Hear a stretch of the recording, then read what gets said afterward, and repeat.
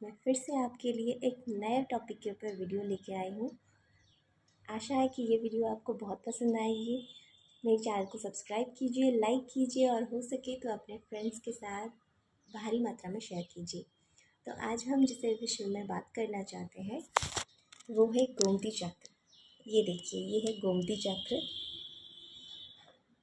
इसे नाभि चक्र भी कहा जाता है। कहा जाता है कि ये हमारे भगवान विष्णु के नाभि से उत्पन्न हुई थी, इसलिए इसे नाभि चक्र भी कहा जाता है। ये गोमती चक्र जो है वो हमारे नारायण को और हमारी माता लक्ष्मी को बड़ी ही प्रिय है।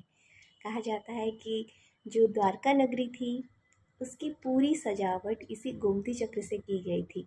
और जब वो द्वारका नगरी हमारी समंदर में विलीन हो गई तो ये गोमती चक्र वहाँ से आकर गोमती नदी में रह गए और हमें अभी भी ये गोमती चक्र गोमती नदी से ही मिलती है। ओरिजिनल है, इसे कोई फैक्ट्री में नहीं बनाया जाता, हैंडमेड नहीं है, मैनमेड नहीं है, पूरी तरह से नेचुरल है। तो आप इसे इजीली किसी भी पूजा दुकान से आप पा सकते हैं। तो आइए बात करते हैं इस गोमती चक्र के बेनिफिट्स के बारे में। तो गोमती चक्र आपको ख़रीदना है, किसी भी पूजा दुकान से आप ख़रीद सकते हो, लेकिन ध्यान रहे अगर आप शुक्रवार के दिन ये ख़रीदोगे तो बहुत ही ज़्यादा शुभ और बहुत ही ज़्यादा अच्छा रहेगा, क्योंकि शुक्रवार जो है वो हमारे प्रिय माता लक्ष्मी की बहुत प्रिय है, उनकी ही बार है शुक्रवार। तो आप शुक्रवार के दिन सुबह जाकर नहा धोकर गोमती चक्र खरीदिए और ध्यान रखिए कि इसे 21, 26, 31 या 46 के नंबर से ही खरीदें, ना एक ज़्यादा ना एक कम। तो इसी नंबर से आप खरीद के इसे घर लाइए। सबसे पहले आप गोमती चक्र को माता लक्ष्मी के फ़ोटो के सामने अभिमंत्रित कीजिए।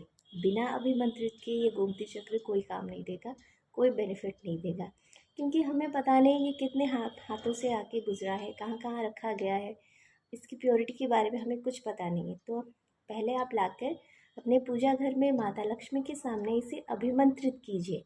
तो कैसे करेंगे अभिमंत्रित? कच्चे दूध से गोमती चक्र को हम धोएंगे, फिर गंगा जल से उसे धोएंगे, फिर उसमें कुमकुम, हल्दी और साबुत चावल देकर हम उसे धूप दीप देकर अभिमंत्रित करेंगे और 1-2 घंटे के लिए माता के पैरों के नीचे हम रख देंगे इसे। तो फिर हम क्या करेंगे? अभिमंत्रित हो गया, इसको हम करेंगे क्या? तो आप 11 के नंबर पे आप गोमती चक्र अपने पूजा घर में पहले रख दीजिए। एक पीतल के छोटे से बर्तन पे आप 11 गोमती चक्र भगवान को जहाँ पर आप स्थापित करते हैं वहाँ पर आप 11 गोमती चक्र शुक्रवार के दिन स्थापित कीजिए। उसे रोज़ पूजा कीजिए, रोज़ हल्दी कुमकुम के साथ उसे पूजा कीजिए, रोज़ धूप दीप दिखाए। यह अपने घर को इतना पॉजिटिव एनर्जी देगा, इतना पॉजिटिव एनर्जी देगा, धीरे धीरे धीरे धीरे आपके घर की नेगेटिविटी कम होती जाएगी, आपका घर का ऑरा बढ़ेगा, आपके घर के जो सदस्य हैं उनकी मेंटल स्थिति जो है वो आपके चंद्रमा को बैलेंस करेगा।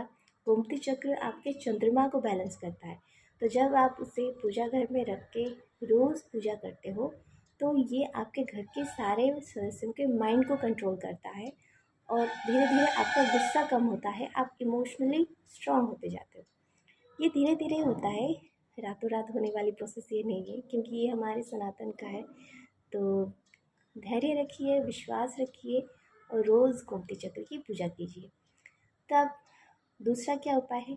तो जो बच्चों को ज़्यादा नज़र लगती है, बच्चे रात को उठ के रोते हैं, ठीक से सोते नहीं, ठीक से खाते नहीं, बाहर जाते हैं तो आते ही रोने लग जाते हैं, बार बार तबीयत ख़राब होना, बच्चों को बहुत ज़्यादा नज़र लगती है। सिर्फ बच्चे ही नहीं, बड़ों को भी नज़र लगती है। बड़ों की भी ऑरा जो है वो क्लीन नहीं होती, नेगेटिविटी उनके साथ बाहर से घर चली आती है और वो पूरे घर को नेगेटिव एनर्जी से भर देती है। तो इससे बचने के लिए आप क्या करें? जो अभिमंत्रित गोमती चक्र है उसे एक गोमती चक्र आप निकालिए, सोनार के पास लेके जाइए और उससे चांदी से एक लॉकेट बनाइए। गोमती चक्र का चांदी से, सोने से नहीं, चांदी से एक लॉकेट बनाए हैं, क्योंकि गोमती चक्र चंद्रमा को बैलेंस करता है और चंद्रमा जो है वो चांदी है। तो चांदी से आप गोमती चक्र की एक लॉकेट बनाइए या फिर एक रिंग बनाइए, उसे बच्चे को पहना दीजिए या फिर आप खुद भी पहन लीजिए।